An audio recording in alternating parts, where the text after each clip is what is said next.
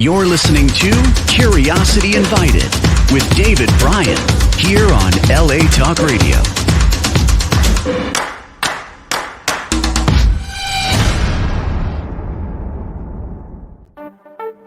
Hello, my name is David Bryan, and this is Curiosity Invited, a podcast inspired by endless curiosity.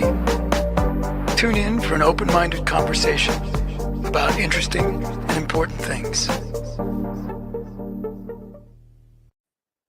Hello, everybody. Welcome to Curiosity Invited. My name is David Bryan, and just yesterday, you've tuned into an episode of Curiosity Invited. Great pleasure for me. I had the opportunity to speak with an old friend, an extremely talented musical composer, Michael Abels. He's been on Curiosity Invited a few times in the past, and actually twice in the past, and about to be the third. And he's an extraordinarily talented human being, a recipient with Rhiannon Giddens of the 2023 Pulitzer Prize for Music, is an Emmy and Grammy nominated composer. Many people know him for his work as musical composer for Jordan Peele's films Get Out and Us and Nope. Also Bad Education, Allen versus Farrow, Chevalier. His work is popping up all over the place, and will be popping up this coming week. Actually, that's June 2024, where it's the launch of the Disney Star Wars series named Acolyte, and Michael is the musical composer for that. I always have a wonderful time with Michael. We sometimes get to where we plan to get, but mostly we meander because he's an extremely adept wanderer in the world of both music and so many other things. So I hope you'll enjoy it. I certainly did. And now, Michael Abels. So hello, everybody, and welcome to Curiosity Invited. My name's David Bryan, and today I have the great pleasure, for the third time, speaking with composer Michael Abels, that other fellow on the screen with a big smile. And anyway, thank you, Michael, for doing this and being here. And I know you're really busy, and I will be no, I was about to say I'll be lean with your time. No, I won't. Because we meander, and that's one of the great things I love about it. But since last time you were here, well, no, we spoke just after you and Rhiannon were awarded the Pulitzer, and that's pretty spectacular. And has your life been busy and busy and busier and fuller since then, or I mean, I know you're working on projects, and we'll definitely get to the one of them in particular. But are you working on all sorts of projects now as well? Always? Yeah. Fortunately, I'm really lucky in that I have an opportunity to work in different genres and different venues, and I enjoy anything where there's an opportunity to write music. I think I'm down for that, especially if it's something unusual or surprising that I'm not known for in some way. So I have a lot of good opportunity to do that, and I just try to pick the things that excite me and then balance my time. So yeah, I really did. One of the things that has been on my mind is that, and we'll get to that, but there is that question about like bleed through, right? I mean, if you're working on 4 different projects at the same time and they are different enough, they're under the umbrella of music.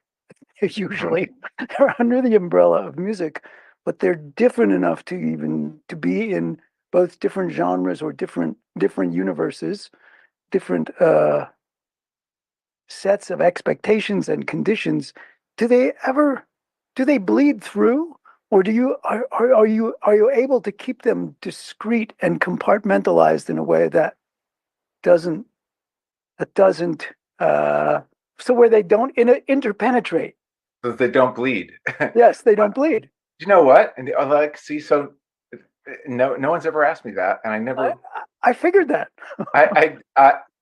You know, this strange thing is that they mostly don't bleed. I don't think, and Which is interesting. that surprises me. Like when you ask it that way, I think the reason they don't is because I feel like I'm in when you said compartmentalize. I often think of a creative experience as you're being in a room where this project or this idea exists.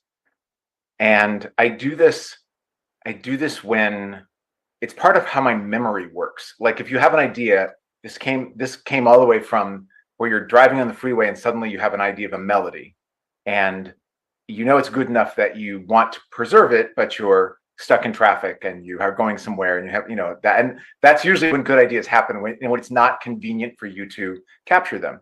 So as an artist, the first thing you have to realize is that there's a point at which not capturing these ideas will cost you money.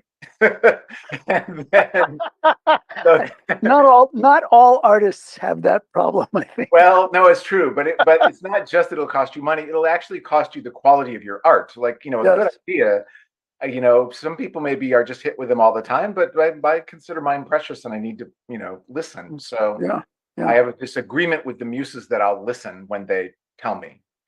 And so you have to pull over or do whatever it is to capture an idea. But I find when I'm hit with an orchestral idea, for example, I'll hear like everything at once. And it sounds amazing in my head, but there's no way you could possibly capture all the detail of what that is. And so what I noticed was that if I describe it in any particular way to myself, like I'll have a conversation with myself on my phone, I'm recording and I'm like, it goes like this, da da da da, it goes da da da da, and then and this is the strings are doing that, and the brass have chords, and then it shifts in this particular way, and I talk to myself in a way that only I would understand, and I just do it. I sound like I'm crazy, kind of, because I'm both singing and talking to myself in a way that I would understand and no one else would. But if I do that, as much as it seems like it's hopeless, what it does is when I listen to the recording, it brings back the moment where the idea happened. Really? And when you bring back I think it's similar to like how many of us have said, oh, I need to get my book, and it's in the kitchen, and you walk to the kitchen and you look around the kitchen and you're like, what am I doing here? What the hell am I doing in the kitchen? Right. And then invariably, the only way to know why you're in the kitchen is to go back to where you had the thought. Yes. You go back to the other room and the thought comes back. Right. My belief is that this is how memory works about everything, not just why you're in the kitchen, but it's with creative ideas. So there's a room in your mind where the creative idea is occurring, and you need to remember how to go back to that room because it's still there, but you just have to remember where it was that you had the idea that you had to get your book. Oh, well, that's interesting. So I make a report that basically is me telling myself, this is where the idea is in your mind. This is where it is. So when you hear this recording, remember where the idea is in your mind, and go where that idea is, and start, and listen to it now that you can. So this is a very big idea, but it relates to what you asked me. Yes, right. Exactly. Remember, yeah. But that's why, because each of these ideas, each of the things I'm working on is in a different room. They're in a different room, and they're not really, So when I walk into that room, then I'm in the room of that idea, whatever that is. And is that true does that hold true for the non-musical, if there are such things in your life, the non-musical things that you are wrestling with, thinking about, et cetera, that they somehow they don't affect the art that you're working on, the music that you're making?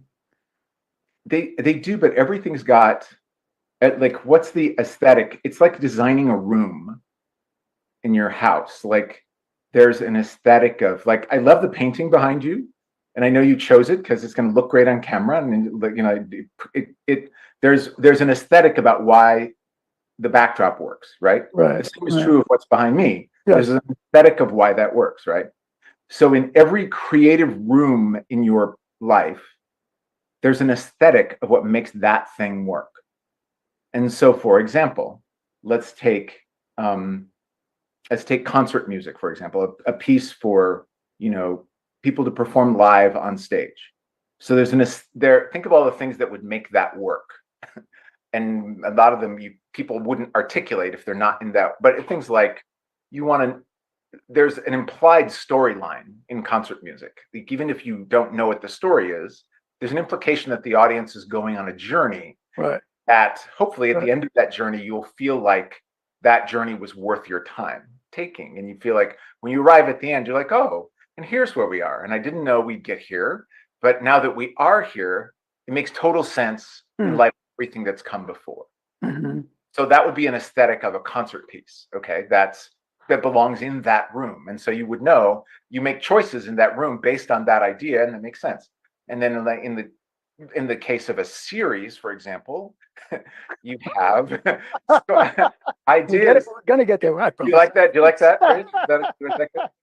There's there's a character arc, and thematic themes, literary themes that reoccur as different characters, and Right. so you want the music to touch on those things. And so that's a different type of aesthetic than a concert piece. Some similarities, some differences, but in order to decorate the room so that it looks good on Zoom, you have to follow the aesthetic of what the game is of that creative expression.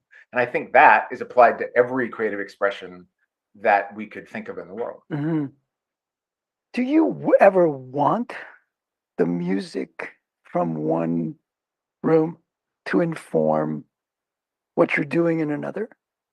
Do you are there times when you invite it?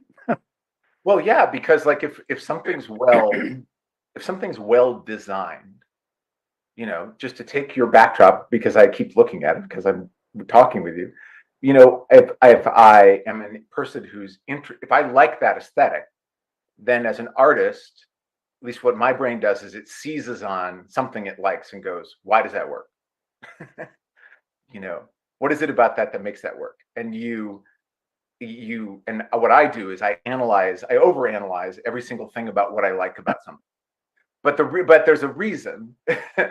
And to some extent, when I'm analyzing, it drains the joy out of something. But I can use that to create, like, for example, if there needs to be dimensions of something that feels aesthetically good matters.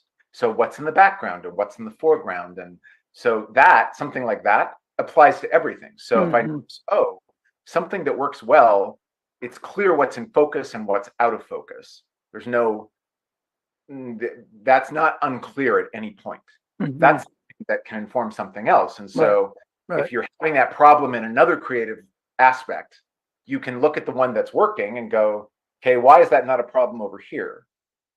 And then when you notice the difference, I think that difference is something you absolutely apply to something else.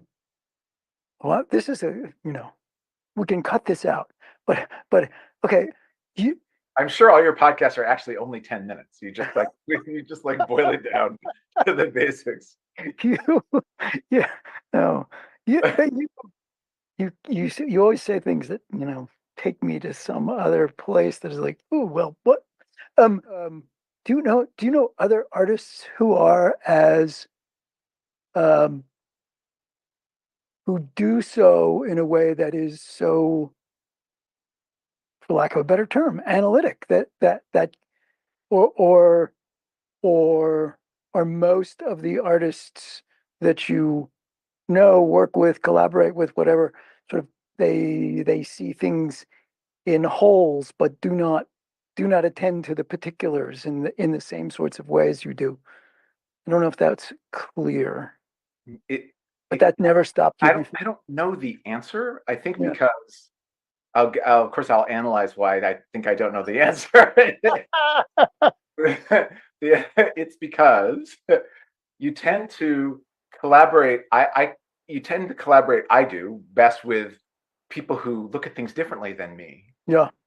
and therefore, I don't find other artists as analytical as me. But then that's what I bring to the collaboration. Right. I probably collaborate best with artists who aren't bringing that, because that allows me to bring that aspect.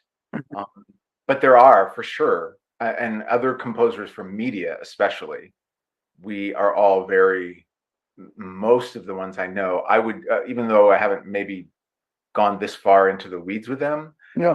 their processes, you're required to be able to be okay with that because of just what you need to do to be able to be successful. But Mm-hmm. it also, in talking about it, it's easier to talk about. Well, I think because of my teaching background, I don't think that anything that I do, I feel an obligation to be able to explain how I do everything. Teachers, I think teachers, like, why does it work? It becomes, you can't teach if you can't explain in several different ways why something works. Yeah. So that's like, I've spent a lifetime analyzing why things work, and therefore it's just a natural part of, if something works, I need to be able to explain it to somebody Yeah. else. So Do you miss that piece of your well? Maybe you're still doing teaching. Maybe I don't know that. But do you miss? Do you ever find yourself missing that? Forgetting me as a student, but no.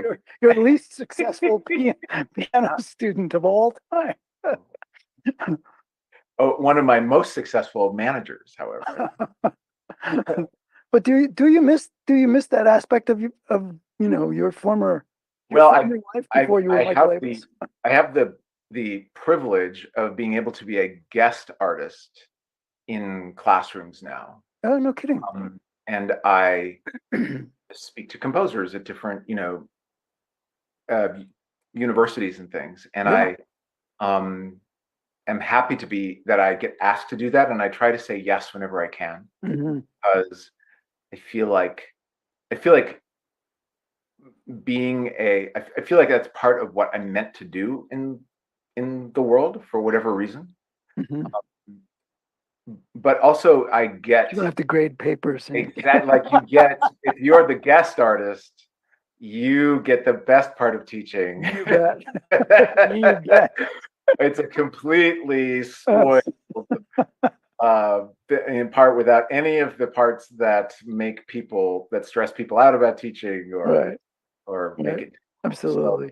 So Yeah. I'm really lucky to be able to pick those. Yeah, that's great. That's good because that would be a shame if that was no longer. I mean, from my point of view, as a teacher, as a fellow teacher, and somebody who's worked in education, that would be a loss if you were not doing some of that. So good. I'm glad you are. So funny you should mention series. Okay. So what I know, and maybe everybody in the world knows, but certainly many people know that you have been working. You were chosen to and have been working on the Star Wars series due to drop. Do they call it drop when it's a TV, when it's a streaming thing? Being on display to run next week, I believe, and Yes, the Acolyte, right? So correct. so there's so many, I think, so many questions about that. Uh, it's the first. Is it the only series you've ever worked on, or have you been I asked did to it. do something else? I did a docu-series called Allen versus Pharaoh. Um, I don't know that. yes, on was for Max, HBO Max. It was out about 2 years ago, I think. But that's a docu-series, and it's a, talk about a different room and a different genre, and different, Yeah, quite different than, this is my first scripted dramatic series that I've done. So yeah. and Is it one of those that will be, all of the episodes will be out there at once and people can, binge watch, or do they going to have to wait on the edge of their chair for the next week or whenever that plays? Yeah, so the first two episodes are dropping on June 4th, and then one a week after that. And Ah, there's 8 episodes, so you cannot binge the whole thing on June 4th, but right. by the end of July, Yeah, you if if you you want to binge, you can wait till want to July. binge, you can. Yes. It's And, it's and, very it's very bingeable in my opinion. It's I don't know, some series are like that, and I think it's one of those. and um and is there talk of it continuing, or this was a thing and it has a beginning and an end, and there will be no others, or is it a thing that could continue on? Is there anything in Hollywood that could not continue Yeah, on? really. After after John Wick was killed in the last Exactly. Like, movie, and now there's another one. Wait, no, what? death of all the major characters No, does not preclude there something no, not not at continuing. all. Right, So that's not even a exactly. question, David. Anything Right, that's true. continues that And people. and okay, so but that's not like an informational piece. Um, it's a loaded, it, one might say, overdetermined uh room you walked into, right? Star Wars has Right? been around since our hair was darker, Mhm. And more and plentiful in my case. yes, but me as well, and and I mean, all somebody. I mean, I've always loved it. I've always loved Star Wars. I could have preferences of one film over another, and all that stuff, and all the characters, and yada yada yada. But there, one has to just scratch the surface barely, and you find out there's so much uh, audience judgment about the territory, Right? that all, and the characters and the costumes, and the, well, should this have come first? And I mean, it's kind of insane. And and I don't know if that's true for the musical environment. If somebody will have specific criticism, oh my God, it was so fabulous, but the music, I mean, that's conceivable, but it's walking into a really uh, opinionated, talk about a universe far, far away. It's like, wow. So did that carry a certain sort of like, what the hell? Right? Like, is this a good thing to do? Oh, I didn't think of any of that at all. Oh yeah, I'm sure everybody will just welcome whatever I do without judgment. And no one will oh, say, no, well, no one say, well, wait, wasn't that other guy's name John Willie? Well, what was John his what? name? What? John Watson? I'm not really Wasn't sure. as good as. Yeah, it's pretty. If you've just excellently summarized It's why someone might feel a little intimidated to do this, and why they might choose why they'd be intimidated to do it. And you were can, you well, intimidated? of course, Cool. absolutely, Yeah. absolutely. But you also, there's a point at which you can't allow yourself to, like, there's nothing creatively productive that's going to come out of buying into that, all of that, Yeah. by giving that power, Right. so Mm. um And so probably in some ways, kind of inviting more of it's like, lobbing a yeah, softball off exactly. a plate.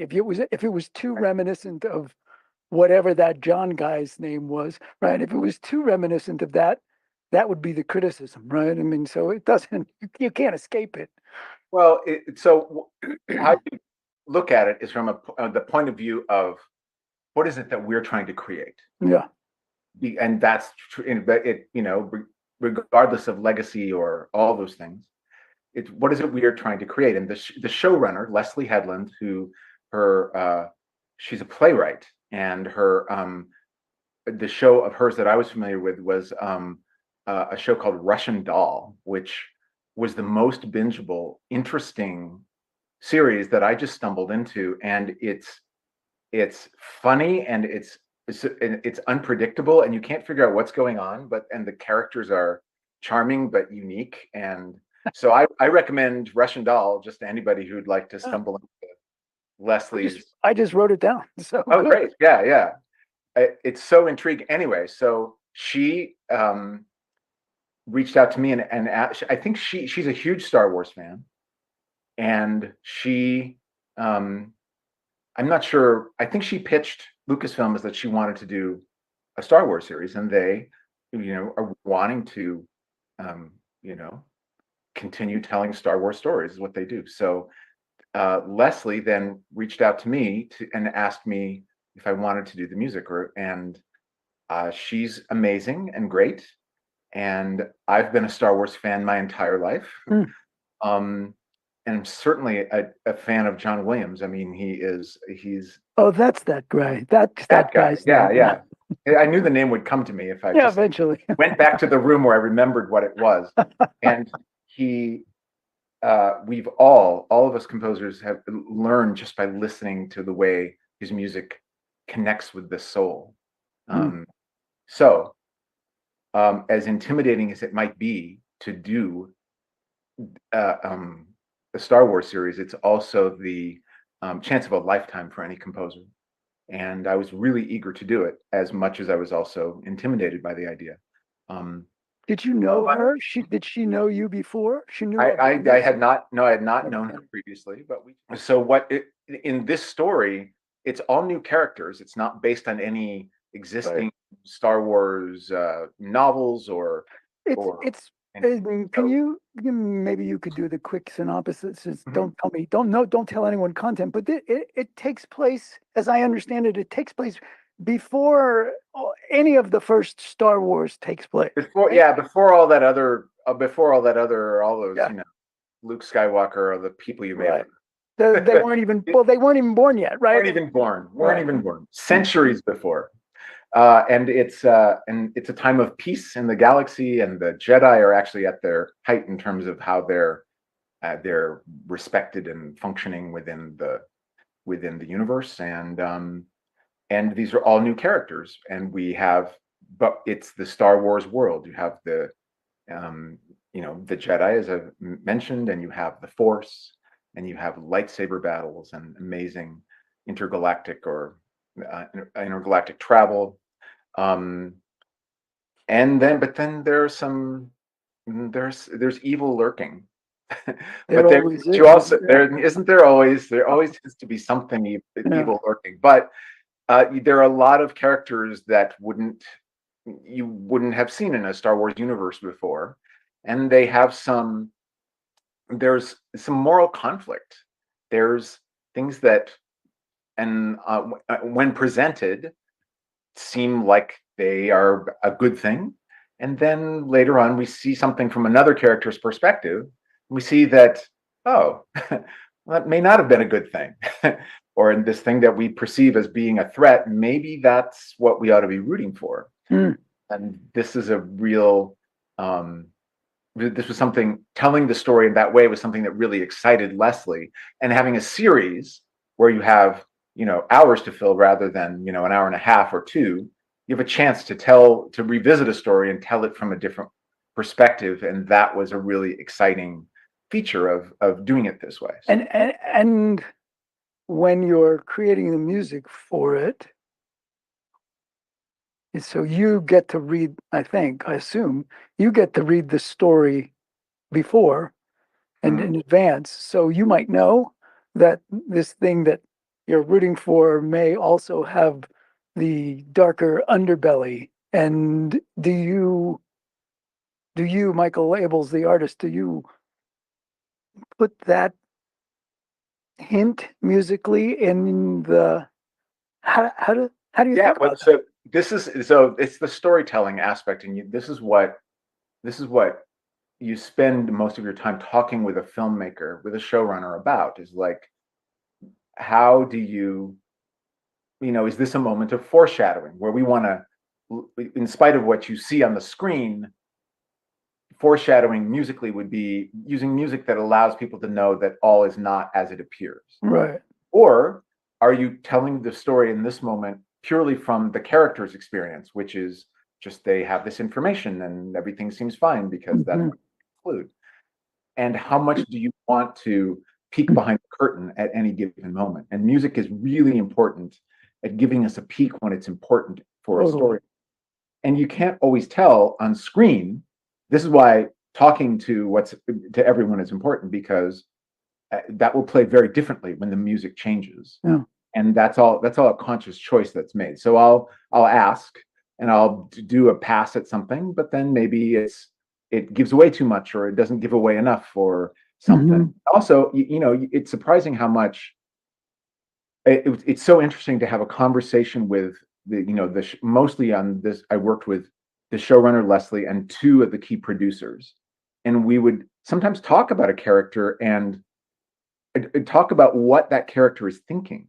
And even though Leslie wrote the show and the producers know every single scene, each of us would have a different take on what the character was thinking in that moment. And it's really, it's fascinating for that reason to see how, even though people who know the story can have a different impression of what someone in that position might be thinking. And all of those opinions went into how we would approach the music and what was the choice. And fortunately, Leslie's the type who, as much as she knows her characters in the story and so she's clear on that. But hearing this feedback from other people really helps inform her about how to tell the story. So all of that is like, it's like these discussions that we have, and then I go back and try to learn from that in the music that I write. So for maybe everybody in the universe other than me knows this, but you just said, so she's a showrunner, and she is, what is that role that's different from the director of a movie, I'm assuming? Sort of. Well, this is what I'm learning as I do these projects. And also, no one ever, a great thing about the entertainment industry, or at least it's been my experience, is that no one ever tells you this stuff. You figure it out while you're doing your job. You pretend you know these answers, and then also people speak in acronyms, and then you are just left to right. Dude, sometimes there's no site you can go look that up. Right. No, well, there are now. Probably are. I have often had to, like, people just refer to ADR, like, what that is, and you're just expected to know. And then EPK, you have to know what that is too. And so you can Google those things, and then you can act informed, because that's what I had to do at some point along these steps. Anyway, so in film, the director is the chief creative officer, and among a bunch of other stakeholders who are often producers, could be the writer, sometimes, and sometimes lead actors are also producers. And so, but all these people, regardless of what title you assign them, are stakeholders. And usually, ideally, the creative head is the director who makes the decision. In series, the creative head is the showrunner, which is a funny word, because it's made up of basically exactly what you do. Kind of what it is. You're the showrunner. But the showrunner, I say usually, like, I don't really know. But I think their first step that a showrunner has to do is create the story arc over over literally a series of episodes. There needs to be a story arc of what's gonna happen, not in the detail. Well, where a movie, there's someone writes an arc, I'm sure, but often you start with a script because someone has written, a script of 20 pages or whatever. With a series, usually there's so much script that they start with an overlying story arc, and from there, so a showrunner is probably a writer first and then a director. And is the showrunner frequently the writer of the show? Well, yes, in the sense that the showrunner created the concept of the show and created also the story arc. So that's very much a writing function. They have Sure. written the story. Yeah. The details, but then out of that comes a lot of work in two ways. There's a lot of writing of the actual scripts. Right. There's a lot of directing of the actual episodes. So in a series, those functions are then delegated by the showrunner to a room full of writers who write all the scripts, and then more than one director, because episodes Sure. Could be. because then they parse it out in the way you'd shoot, like, there's certain episodes that involve certain sets, and so they have a director handle those sets because they happen to be, especially if they're on location, Right. they're going to send one director on that location to do all the episodes that involve that. Right. So a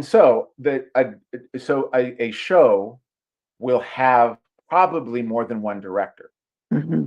and that might include the showrunner, who is probably also director and also wants to direct. Mm. But it's not. I don't know if that's expected. Yeah. So now you have to talk to a producer who hires these people. Yeah. This is what I've noticed from watching. Yeah.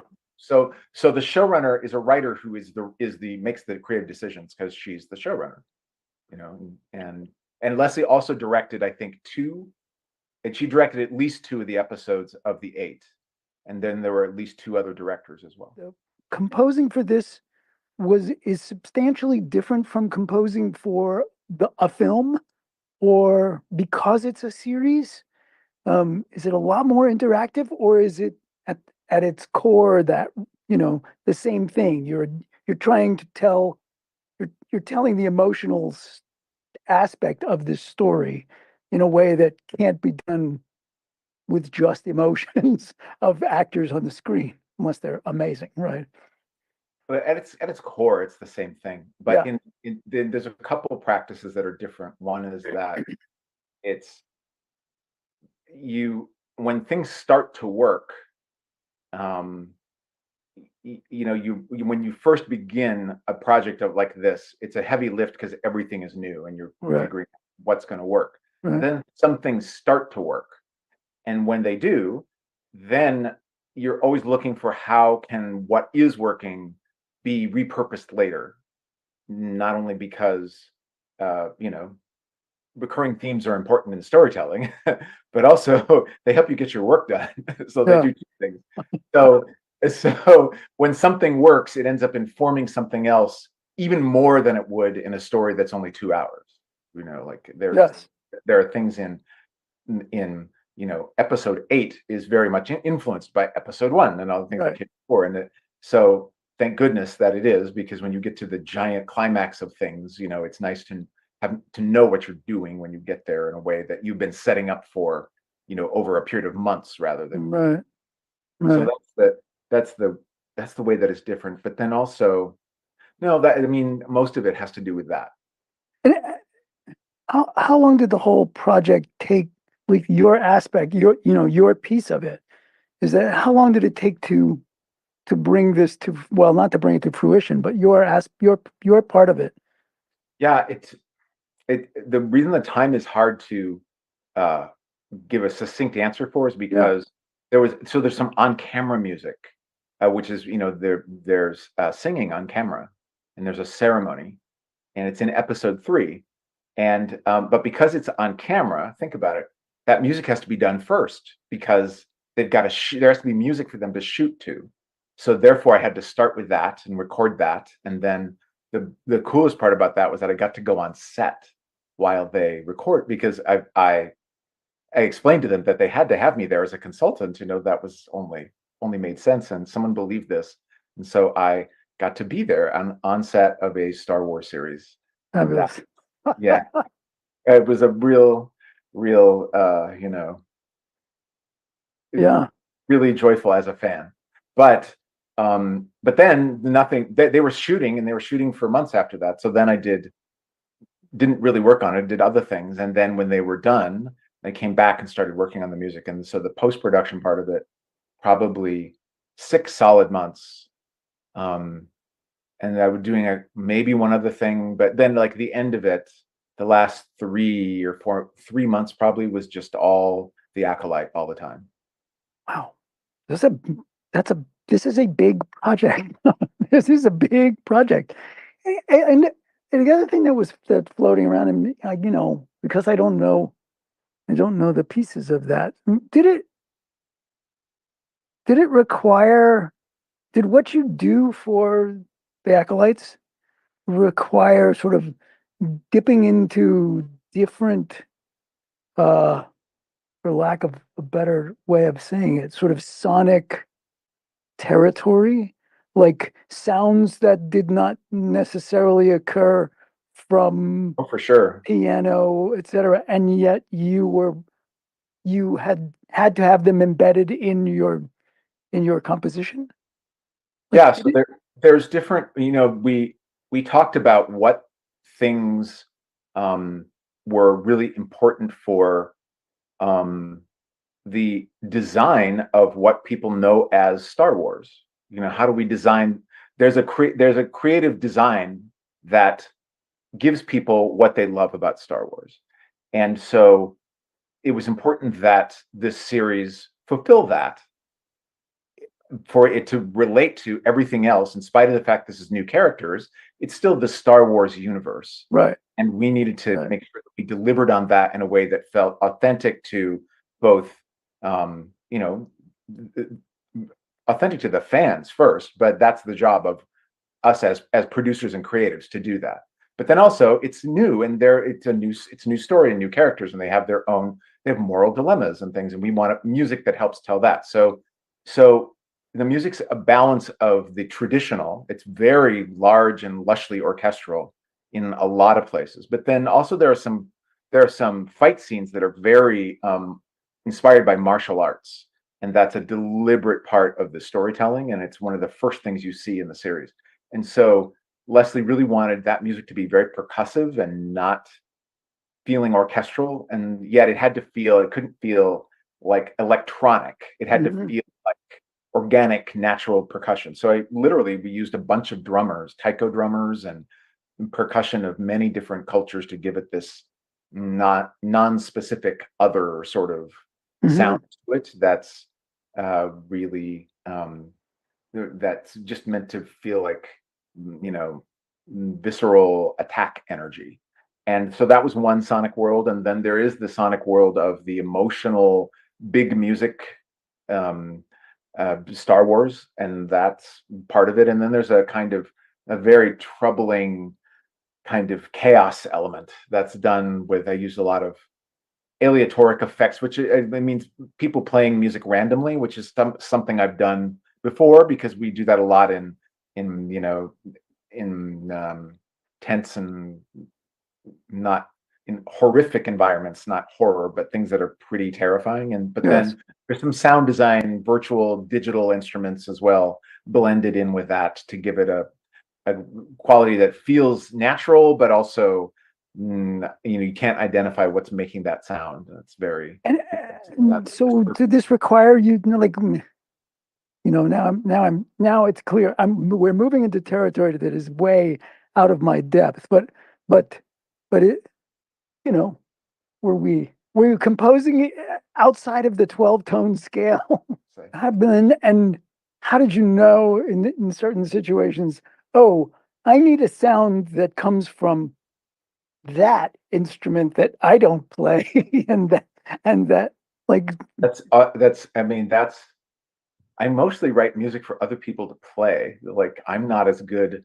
I could not sit in the gig with the instrumentalists I'm privileged to be able to hire. right, They're much got it. more skilled at their instruments than me. So I'm constantly, I think of myself musically like a playwright. Like, a playwright can't be both the Wisen's, Yeah, mentor, and the young ingenue, but you have to know what that character would say yeah. from their soul. And so I'm trying to always write music that feels um, really idiomatic for each instrument. And when I hear a melody, I think of, well, what would sound good performing this melody, and that comes from what emotion is the melody meant to evoke in the listener. And that's how I choose Hmm.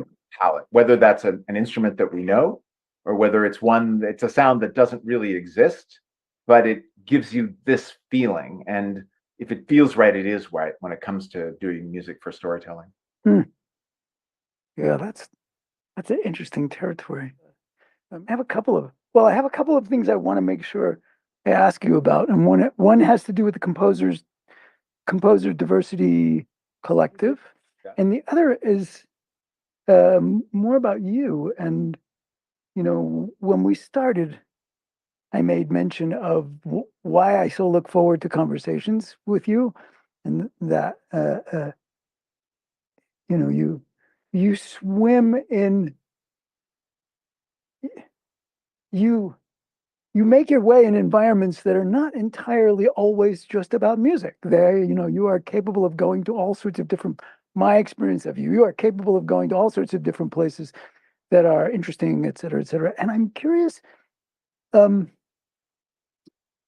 what would you say is your current learning edge? That place where it's not necessarily comfortable. It's not uncomfortable. It's not unpleasant, but it requires it requires learning. It requires moving into territory that you're not familiar with, and I mean, doing a TV series like this obviously was something, right? But I'm curious if there's a territory that you're spending time thinking about, whether it's about your artistry or not, that that is uncomfortable, and it's the wrong word because it's not meant to suggest an unpleasant territory. It's like I think that's one of the things that I was most fascinated with when I first sat in on that your middle school beginning piano class, right? That time. What I noticed about it was unlike any other time in my life. I was a beginner. That's not unlike any other time in my life, but being a beginner was not unpleasant. In fact, it was. I was. I loved it. I loved the. I can't make my hand do that, and and and then watching myself moving in the direction of, geez, I can suddenly make my hand do that, and and it actually changed being a beginner at something for me, I hope forever, because it was such a pleasant experience. Whereas, in my past, being a beginner was like, it was awful. It was just awful. I can't do this. It was frustrating. It was all that fetching that, we all did when we were whatever. And so I'm so is there a learn, and that's what I would refer to as, at the time, that was my learning edge. I was attending not to the piano piece, but to the, what does it feel like to begin in with this whole other emotional valence that I had never had before. So does Michael Abels currently have a learning edge that he is aware of? Well, I do, but so just quick. So I'm so honored that you had such a wonderful experience of being people. What people listening and watching wouldn't know is that David was sharing a keyboard with a middle school student, a sixth grader, and they were side by side, like where you could both sit at a keyboard. So they were right next to each other. This was in a room full of 20 other middle schoolers, all playing an electronic keyboard at the same time, and not the same thing, mind you. So for you to, so for you to have an experience of profound joy in a situation really Yeah, challenged all of us to be able to find the joy in yeah, it situations. was fabulous. It really was That was fabulous. amazing. I think that some of that, your ability to find joy in a beginning situation like that, just speaks to you. I don't know Thank that you. all of us are capable of maybe aspiring to that, but that would not have been my joyful spot. But nonetheless, I do have one. But where it is so I have been trying to learn to do a handstand. No kidding. Oh yes, and I have been trying to do this. I've had this goal. I'm embarrassed to say how long I've had it. but I've had it since before the pandemic. And I have made very little progress in the amount of time. But my excuse is that there have been huge gaps in my attempt to learn this. And I'm extremely a person who, in terms of my whole physical body, I'm not very coordinated. Unlike my hand coordination, my whole physical body does not work together instinctively unless I train it one tiny step at a time, And what I need is consistency. And every time I start to have some consistency, I do make a little progress, and it fills me with joy. Maybe this is similar joy. That's interesting. Yeah. That's so interesting. And I don't know if you remember this about me. I probably did it at an opening meeting. You may have not been there because Yes, how because you felt about opening meetings. yes, I was an opening But meeting. there was an after. I couldn't do it right now because I had rotator cuff surgery. But I've been doing handstands since I was a gymnast in high school. But let me just give you one thing that helped me, and it may have nothing to do with your coordination, but it actually came from learning about how we balance on our feet. And it turns out, we sort of think about we're standing there, like we're standing there and we're just standing on our feet. But in fact, when that is analyzed in detail, what you find is that we're not just standing. It is not a static process at all. The feet themselves are moving and changing where the pressure, I'm making like this, changing where the pressure is all the time. And one time I got up on my hands, and that wasn't hard to do, but I started to pay attention to, just started by moving my hands, putting pressure in different ways. I think I might have been against the wall, and realized I had a lot. I could with relatively little effort make a lot of progress finding balance by literally just trying to sort of randomly put pressure on my fingers and put pressure on my thumb and put pressure.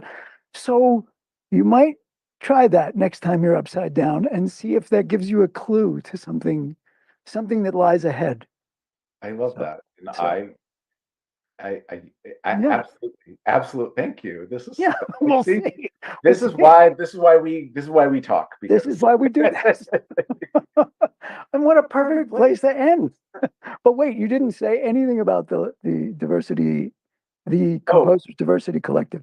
The Composers Diversity Collective. I am no longer the president. The presidents are Emeritha Vaz and Sandra Morales, and it's very much thriving, and it's a community where people from every walk of life who are interested in being media composers can join and find commonality and incredible difference. And we are just helping people redefine what a composer looks like in their minds, and what type of music you might expect a person who looks a certain way to write.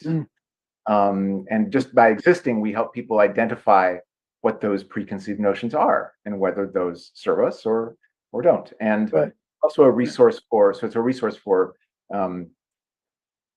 producers and directors who are looking to be more inclusive in their hiring and to need a little help with that. And it's also a place for composers to come and find commonality. And so if someone is interested in being a composer or finding a composer, please check out the Composers Diversity Collective, because we have what you're looking for. And I'll put up the URL for that, so people, if they've heard that, can find it. So, well, Michael Abels, always a treat, and I so love our conversations. So thanks for being willing once again. And now, thank you.